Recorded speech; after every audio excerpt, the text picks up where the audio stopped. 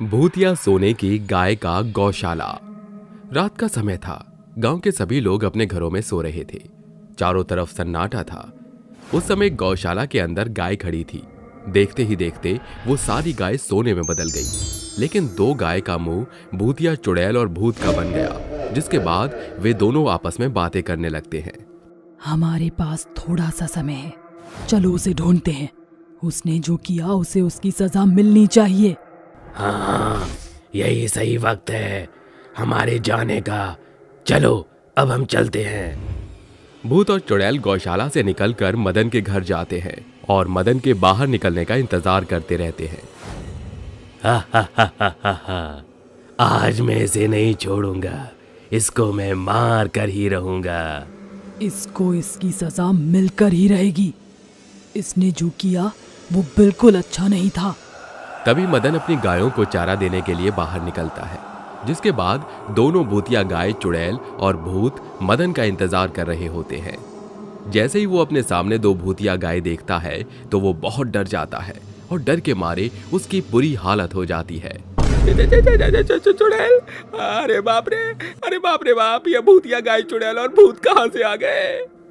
मदन बहुत डर जाता है, जिसके बाद वो वहां से भागने की कोशिश करता है, लेकिन भूतिया गाय उसे पकड़ लेती है और उसे मार कर खा जाती है। ये कुछ समय पहले की बात है। मंगलपुर गांव में एक कन्हैया नाम का आदमी अपनी बेटी गुंजन के साथ रहता था। कन्हैया की गौशाला में कई सारी गाय थी, जिनका दूध निकालकर वो गांव में बेच दिया करता था। इसी सहारे वो अपनी बेटी की पढ़ाई लिखाई में पैसा लगा रहा था। वहीं दूसरी तरफ उस गांव में कन्हैया का एक दोस्त मदन भी दूध बेचने का काम किया करता था, लेकिन वो दूध में पानी मिलाकर बेचा करता था, जिसकी वजह से गांव का कोई भी आदमी उससे दूध लेना पसंद नहीं करता था। सभी लोग कन्हैया से ही दूध लिया करते थे। एक दिन मदन गांव में दूध बेच रहा था, तभी एक औरत उससे कहती है, आज फिर तुमने इसमें पानी मिला दिया। देखो, बिल्कुल पानी ऊपर ही नजर आ रहा है। मुझे तुम्हारा दूध नहीं चाहिए, ये लो वापस ले जाओ। वो औरत मदन को उसका दूध वापस लौटा देती है, जिसके बाद वो कन्हैया के घर जाती है। भाई साहब, जरा 1 लीटर दूध तो देना। कन्हैया उसे 1 लीटर दूध दे देता है, जिसके बाद वो खुशी खुशी दूध अपने घर ले आती है। इस बात से मदन बहुत गुस्सा हो जाता है और अपने मन ही मन सोचता है, अगर ऐसा ही चलता रहा तो मैं तो कभी कुछ नहीं कर पाऊंगा। इसने तो मेरे पेट पर लात मार दी है, मुझे इसका कोई ना कोई तो उपाय निकालना ही होगा। ये सोचकर मदन उस दिन रात होने का इंतजार करता है और जैसे ही रात होती है वो मौका देखकर कन्हैया के घर जाता है और उनके खाने में जहर मिला देता है, जिसके बाद कन्हैया अपनी पत्नी गायत्री के साथ खाना खाने बैठता है। उस दिन गुंजन की तबीयत ठीक नहीं होती, इसलिए वो खाना नहीं खाती और अपने कमरे में सो जाती है। वहीं दूसरी तरफ कन्हैया और गायत्री खाना खाकर अपने कमरे में ही मर जाते हैं, जिसके बाद वो भूत और चुड़ैल बन जाते हैं। उन दोनों के मरने से गुंजन अनाथ हो जाती है और उसे 2 वक्त की रोटी भी नसीब नहीं हो पाती। माँ, पिताजी, आप दोनों कहाँ चले गए? मुझे आपकी बहुत याद आ रही है।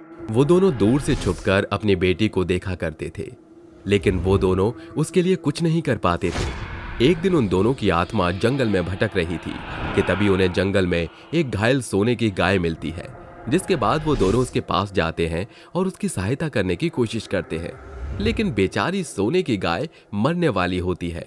कन्हैया और गायत्री खूब कोशिश करते हैं उसे बचाने की, लेकिन उनकी सारी कोशिशें नाकामयाब रह जाती हैं। तब सोने की गाय उन दोनों की अच्छाई देखती है तो वो उन दोनों को मरने से पहले एक वरदान देती है। मैं तुम्हें वरदान देती हूँ, तुम दोनों किसी भी गाय के अंदर प्रवेश कर सकते हो, जिसके बाद वह गाय जादुई सोने की गाय बन जाएगी। ये कहकर वो अपने प्राण छोड़ देती है, जिसके बाद वो दोनों अपने गौशाला की 2 गायों के अंदर प्रवेश करते हैं।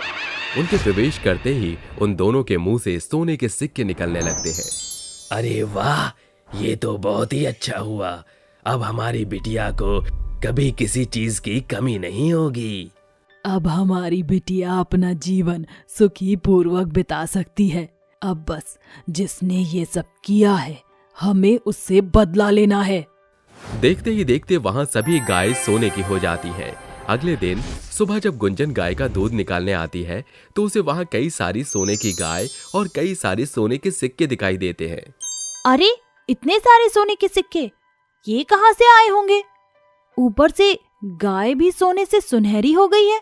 एक काम करती हूँ, पहले गाय का दूध निकाल लेती हूँ, उसके बाद इन सोने के सिक्कों को अलमारी में रख दूंगी। ये सोचकर वो गाय का दूध निकालने लगती है, लेकिन सोने की गाय सोने का दूध देती है, जिसके बाद गुंजन अचंभित रह जाती है। ऐसे ही कई दिन तक चलता रहता है। हर सुबह उसे सोने के सिक्के और गाय से सोने का दूध मिलता है, जिस कारण वो एक दिन अपने मन ही मन में सोचती है, आखिर ये सोने के सिक्के आ कहाँ से रहे हैं?